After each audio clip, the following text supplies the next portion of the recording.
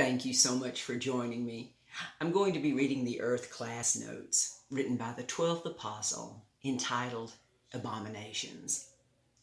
This word, abomination, has so many interesting, unique things about it that you will never forget, even though the title is a very negative word.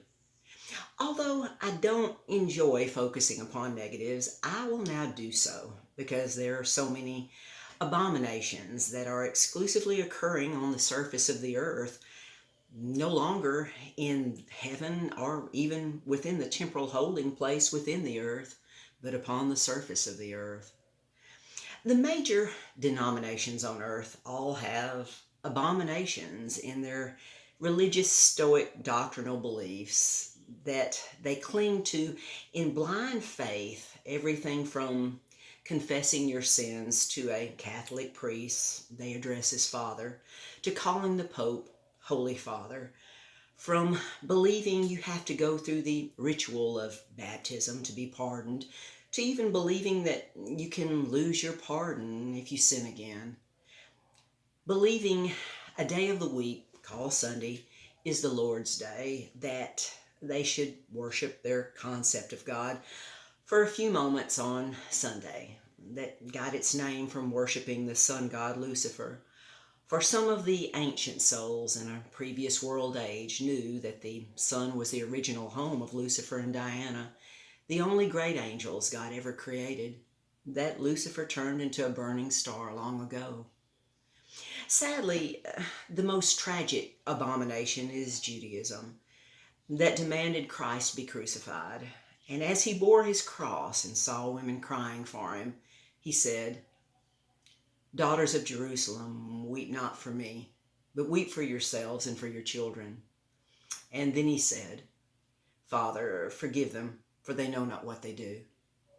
Remember, Jesus was not a Jew, neither was he God, as so many traditionalists wrongly believe.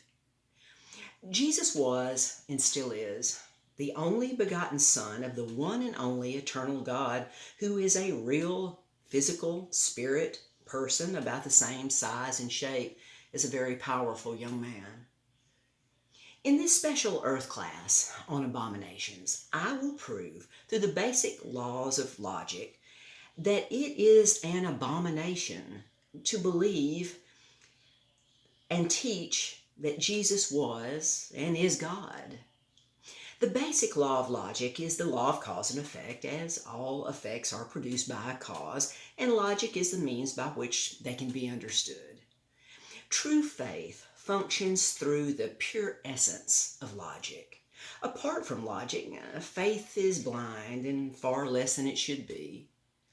To think and believe that God wrote the Bible is an abomination, for even the human writers of the Bible did not understand much of the things they wrote and taught.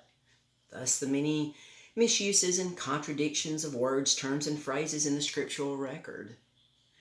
Remember, our basic means of communication is within written and spoken words that truly emphasizes the extreme importance of specifically understanding the correct meanings of words, terms, and phrases.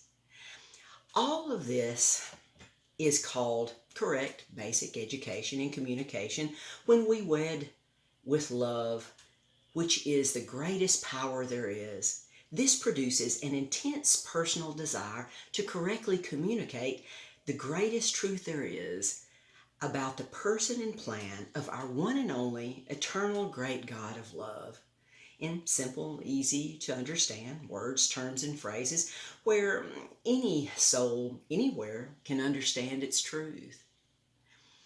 The absence of these prerequisites in the responsible human soul on earth in the context of preaching and teaching is why there are so many abominations in that arena from the beginning to the end of this evil world age, with very few exceptions until now.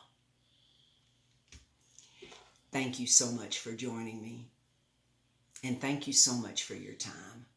Until next time.